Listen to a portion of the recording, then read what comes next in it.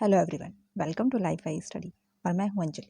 आज के इस वीडियो में हम प्राचीन भारतीय इतिहास का एक टॉपिक वैदिक काल से रिलेटेड जो वन लाइनर क्वेश्चंस बनते हैं, जो मतलब ऑलमोस्ट हर एग्ज़ाम में पूछे जाते हैं। हिस्ट्री एक इम्पॉर्टेंट टॉपिक है और 3 भागों में बटी हुई है, तो मैंने इसमें से एंशिएंट हिस्ट्री के क्वेश्चंस को इस वीडियो में कवर किया है। बेसिकली ये वैदिक काल से रिलेटेड क्वेश्चन है। तो चलिए फिर शुरू करते हैं। वैदिक काल की अगर बात की जाए तो बेसिकली सैंधव संस्कृति के पश्चात जिस नवीन सभ्यता का विकास हुआ उसे वैदिक सभ्यता या आर्य सभ्यता कहते हैं। तो इसका विकास कब हुआ? सैंधव संस्कृति के पश्चात। यह 2 भागों में बटा हुआ है। वैदिक काल बेसिकली 2 पार्ट में डिवाइड है। इसमें से पहला है ऋग्वैदिक काल और दूसरा है उत्तर वैदिक काल। उत्तर वैदिक काल, इनके टाइम पीरियड की बात की जाए तो ऋग्वैदिक काल का जो टाइम पीरियड है वह है 1500 से 1000 ईसा पूर्व। 1500 से 1000 ईसा पूर्व। और जो उत्तर वैदिक काल का टाइम पीरियड है वो है 1000 से 600 ईसा पूर्व। ये बात हुई इनके टाइम पीरियड की। अब बात करते हैं क्वेश्चंस की। तो पहला क्वेश्चन है, वैदिक साहित्य में उपनिषद की संख्या कितनी है? वैदिक काल में वैदिक साहित्य में जो उपनिषद की संख्या दी गई है वो कितनी है? तो वह 108 है। कितनी है? 108 है।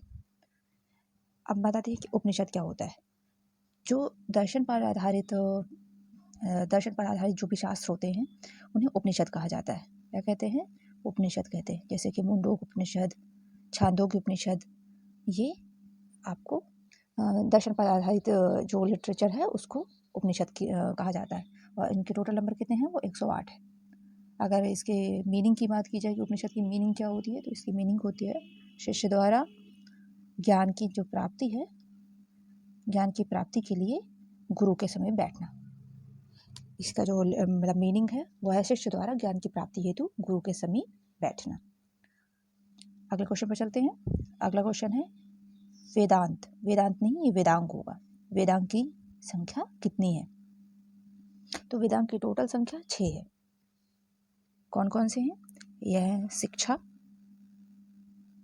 कल्प, निरुक्त, छंद, ज्योतिष और व्याकरण।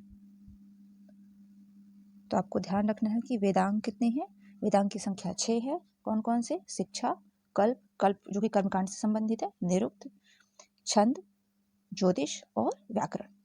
टोटल 6 वेदांत है, सॉरी वेदांग है। अब बात करते हैं अगले क्वेश्चन की। अगला क्वेश्चन है, दर्शन शास्त्र में सांख्य दर्शन के प्रणेता कौन है? तो जैसे कि बताया कि जो दर्शन शास्त्र है, दर्शन से रिलेटेड जो लिटरेचर है उसको उपनिषद कहते हैं। और दर्शन शास्त्र की बात करें तो दर्शन शास्त्र बेसिकली अलग अलग जो शास्त्र हैं उनको अलग अलग उसके प्रणेता भी हैं। जैसे कि यहाँ पर दर्शन शास्त्र के बारे में बात की है। दर्शन शास्त्र में सांख्य दर्शन के प्रणेता कौन है?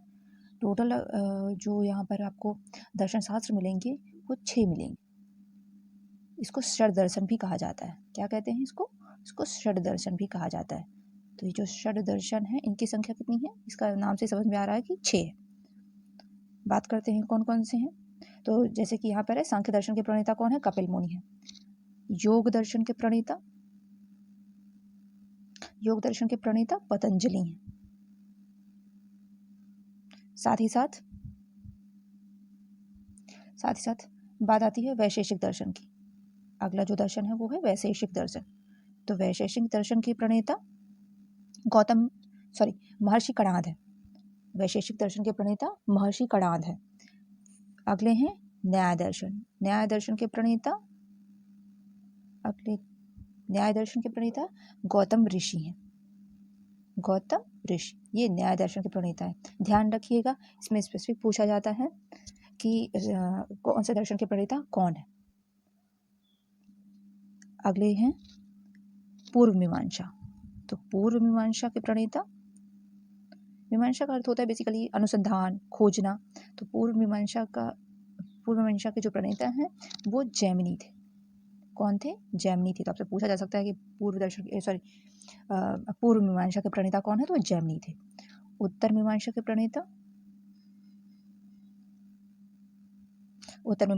प्रणेता बादरायण थे। तो ये टोटल 6 दर्शन होते हैं और इनके मैंने आपको जो प्रणेता है, जिन्होंने इसको आगे बढ़ाया, जिन्होंने इस पर अनुसंधान किया, खोज करी, इस पर काम किया, मैंने उनके बारे में आपको इस क्वेश्चन में डिस्कस कर दिया है। साथ ही साथ उत्तर मीमांसा की बात करें तो उत्तर मीमांसा, नेक्स्ट क्वेश्चन पे चलते हैं। वेदांग दर्शन, वेदांग दर्शन को ही उत्तर मीमांसा कहते हैं। वेदांग दर्शन ही और किस नाम से जाना जाता है? तो वेदांग दर्शन को उत्तर मीमांसा और शारीरिक मीमांसा के नाम से जाना जाता है। ये क्वेश्चंस वैदिक काल में काफ़ी डीप से किए गए हैं, सो आपको परेशान नहीं होना है। एक बार पहले आपको इसको रफली बुक से पढ़ना है, उसके बाद ये क्वेश्चंस को अटेम्प्ट करना है। जैसे कि मैंने बताया, वेदांग दर्शन को और किस नाम से जाना जाता है? उत्तर मीमांसा और शारीरिक मीमांसा, ये दोनों ही नाम वेदांग दर्शन के हैं। अगले क्वेश्चन की बात करते हैं। तो अगला क्वेश्चन है, वैदिक काल की सबसे प्राचीन संस्था का नाम क्या है? तो वैदिक काल में जो राजनीतिक व्यवस्था थी, तो राजा निरंकुश ना हो जाए, इसके लिए यहाँ पर 3 एडमिनिस्ट्रेटिव यूनिट थी। कौन कौन सी? पहली थी सभा, दूसरी थी समिति और तीसरी थी विदत। ये तीनों ही एडमिनिस्ट्रेटिव यूनिट वैदिक काल की हैं, वैदिक काल की। अब बात करें इनके कामों की, तो इसमें से जो सबसे प्राचीन संस्था है वो विदत ही है, जैसे कि आपको यहाँ पर मालूम पड़ गया है। इसके सिवा बात करते हैं कि जो सभा और समिति, तो सभा और समिति, सभा में बेसिकली ये कुलीन या श्रेष्ठ लोगों की संस्था थी। सभा श्रेष्ठ या कुलीन लोगों की संस्था थी। श्रेष्ठ या कुलीन लोग ये आते थे किसमें? सभा में। और समिति की बात की जाए तो समिति आम लोगों की संस्था थी, जो आमजन होती है, जैसे कि जो जनता होती है, इनकी ये सब किस में आते थे? ये समिति में आते थे। तो ये आमजन की सभा थी। अब बात करते हैं अगले क्वेश्चन की। तो अगला क्वेश्चन है, वैदिक काल में कर संग्रहित करने वाला अधिकारी क्या कहलाता था? तो वैदिक काल में जो राजा को प्रशासनिक हेल्प करते थे, जो एडमिनिस्ट्रेटिव हेल्प करने वाली संस्था थी, उसमें टोटल 12 लोग थे। कितने लोग थे? 12 लोग थे, जैसा कि अगले क्वेश्चन में बताया गया है। ये रत्निन होता है, ये रत्निन होता है, सॉरी टाइपिंग मिस्टेक है। तो इनकी संख्या कितनी है? ये 12 होते हैं, जो कि राजा को क्या करते हैं? प्रशासनिक हेल्प प्रदान करते हैं। अब इसमें से आपसे पूछा जा रहा है कि वैदिक काल में जो कर संग्रहित कर जो टैक्स कलेक्ट करता था, वो ऑफिसर क्या कहलाता है? तो उसे भागदूत कहते थे। क्या कहते थे? भागदूत कहते थे। इसके सिवा जो इसमें और जैसे कि जो सेना का प्रमुख है, तो सेना का प्रमुख सेनानी कहलाता था। साथ ही साथ जो कोषाध्यक्ष होता था, जो कि एक अकाउंटेंट, उसको संग्रहित कहते थे। क्या कहते थे? संग्रहित कहते थे। ये कोषाध्यक्ष हो गया। इसके सिवा जो वनों का अधिकारी है, तो वनों का अधिकारी वो विकृत कहलाता था। वो विकृत कहलाता था। इस तरह से टोटल 12 एडमिनिस्ट्रेटिव ऑफिसर थे, एक तरह से कहो तो, जो कि राजा को हेल्प करते थे। इसमें और लोगों की बात की जाए जो इस यूनिट में शामिल थे, तो उसमें आपको राजा का सारथी भी मिलेगा। राजा का सारथी जो कि सूत कहलाता था। ध्यान रखिएगा, एंशंट हिस्ट्री से ये नाम पूछ लिए जाते हैं कि जो वैदिक काल में जो राजा के प्रशासनिक सहयोग करने वाली जो संस्था थी, उसमें से कर संग्रहित करने वाला अधिकारी क्या कहलाता था, या फिर चारागाह का प्रधान क्या कहलाता था? तो चारागाह का प्रधान वाज्रपति होता है। चारागाह का प्रधान वाज्रपति होता है। विनिमय का साधन क्या था? जैसे कि विनिमय किस माध्यम से होता था? तो इसके लिए गाय थी। अगले क्वेश्चन की बात करते हैं। तो अगला क्वेश्चन है, राजा को प्रशासनिक सहयोग प्रदान करने वाली संस्था में कितने रत्न थे? तो ये टोटल 12 रत्न थे। और जैसे कि मैंने बताया उसमें आपको पुरोहित जो कि राजा का परामर्शदाता था, इसमें सेनानी, वो विकृत, छत्र, भागदूत, महिषी। महिषी राजा की पत्नी को कहा जाता था, राजा की पत्नी महिषी कहलाती थी। इस तरह से टोटल 12 रत्न आपको मिलेंगे। अगले क्वेश्चन पर चलते हैं। संपूर्ण यज्ञों की देखरेख करने वाला क्या कहलाता था? तो संपूर्ण यज्ञों की जो देखरेख करता था उसे ऋविंद कहते थे। जो ऋग्वैदिक काल का सामाजिक व आर्थिक जीवन रहा है तो उसमें यज्ञों की जो देखरेख करने वाला अधिकारी था उसको ऋविंद कहा जाता था। और जो ऋग्वेद का पाठ करते थे उनको होत्र कहा जाता था। जो ऋग्वेद का पाठ करते थे उनको होत्र कहा जाता था,